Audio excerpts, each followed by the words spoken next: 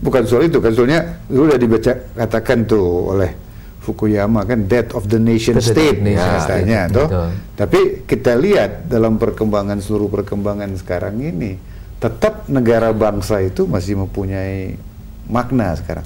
Betul. Proklamator katakan lain hal ya, menarik gitu. Saya belum pernah bisa pahami dengan baik, mungkin Bung Bob lebih ketahui itu. Yeah. Beliau katakan ini Grondslag ya. Tapi sekaligus Weltanschauung. Nah, jadi Weltanschauung berarti ideologi. Nah, jadi Weltanschauung way of life. Way of life lebih bagus. Tapi itu landasan, tapi juga way of life itu ya. Yeah. Untuk kalian kader game ini ada nggak dia ajarkan itu dengan baik apa itu kira-kira? Kalau bahasa lokalnya, kan vernakular, bahasa internal ya, yang artinya filosofi Grondslag itu kan sebenarnya dasar ya, atau meja statis. Lalu ada Weltanschauung atau pandangan hidup. Ini yang dinamis. Karena masyarakat dinamis, dunia dinamis, sehingga Pancasila juga harus bisa fleksibel ya, atau luwes. Dia menjadi masalah ketika Pancasila menjadi alat dari kekuasaan tertentu, ya, untuk mempertahankan atau melanggengkan kekuasaannya. Dia jadi masalah di situ. Untuk saya, Bung Fajrul, yang menarik ini otentisitas ya dari Pancasila itu. Ya. Bukan hanya soal dulu orang katakan apakah ini Bung Karno atau enggak ya. Bung Karno sendiri waktu ditanya, dia bilang ya saya kan hanya menggali. Betul. Ini kenyataan hidup. Gimana tuh kalau ini memang kenyataan hidup, tapi belakangannya kita lihat ada kelompok-kelompok seakan-akan mau membongkar kembali republik ini. Jadi Pancasila sekarang bukan jadi kenyataan hidup, tapi berjuang untuk hidup, tampaknya. Tapi terus terang, saya bisa memahami Pancasila sebagai guiding principle sebenarnya ketika saya mencoba mempelajari soal demokrasi dan hak asasi manusia. Artinya ketika saya mencoba memahami misalnya Deklarasi Umum Hak Asasi Manusia tentang perlindungan, yang pertama saja, hak yang paling dasar adalah hak untuk hidup. Saya pikir, oh itu bisa pasti terkait secara langsung. Apalagi kemudian setelah kita memahami adanya Kovenan Internasional tentang Sipil Politik, kemudian Kovenan Internasional tentang Ekonomi, Sosial, dan Budaya yang di PBB itu tahun 1966 dan Indonesia baru menandatanganinya, alhamdulillah itu baru 28 Oktober tahun 2005. Tapi pada tahun 45 sudah ada di kita, di konstitusi. Betul, kita. Tetapi tidak selengkap yang di dalam Deklarasi Umum Hak Asasi Manusia, juga tidak selengkap di dalam misalnya Kovenan Internasional Sipil Politik. Termasuk satu yang saya yang paling mendukung sampai hari ini, yaitu opsi kedua tentang hak sipil politik, itu anti hukuman mati. Sampai hari ini kita belum mau menandatangani. Padahal menurut saya, kalau kita Pancasilais, kita menurut saya pasti anti hukuman mati. Dan kita hanya bersedia seumur hidup.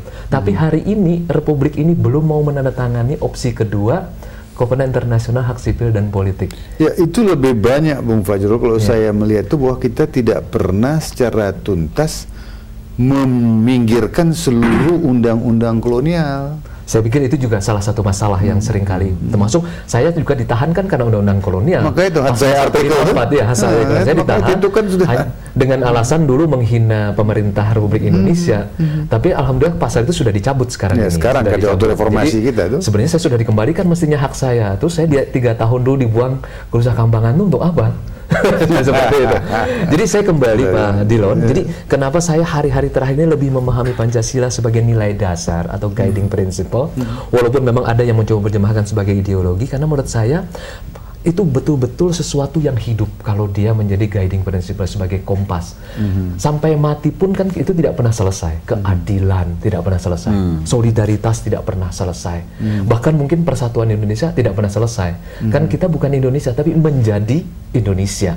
Dan saya senang sekali sebenarnya kalau kita tidak perlu lagi menyebut suku-suku bangsa. Lebih baik menganggap saya Indonesia. Dan saya mengakui Pancasila sebagai kompas hidup saya, dan seperti itu. Yang pertama saja misalnya kayak soal kebangsaan tadi Pak. Kalau kita tidak, saya cemas sekali dengan yang ayat nomor pasal pertama Pak, ketuhanan yang Maha Esa. Sampai hari ini saya diberitahu bahwa ada kelompok agama tertentu, sebut sajalah Ahmadiyah, itu bahkan bukan hanya mengalami kekerasan, dan sekarang misalnya di Nusa Tenggara Barat, mereka sekarang menjadi pengungsi di negeri sendiri Pak. Jangan bicara nanti tentang soal keadilan dan segala macam seperti itu.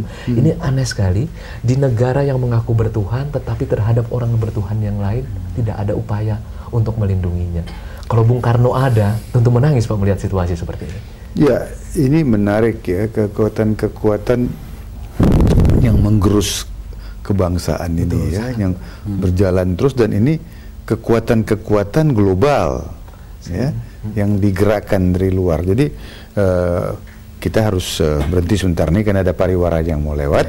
Tapi nanti setelah itu kita coba bahas tentang apa yang dikatakan Presiden ya, sebetulnya bahwa ada hal-hal yang sebetulnya sudah final, tapi kok masih ada yang memperjuangkan itu malah dengan kekerasan.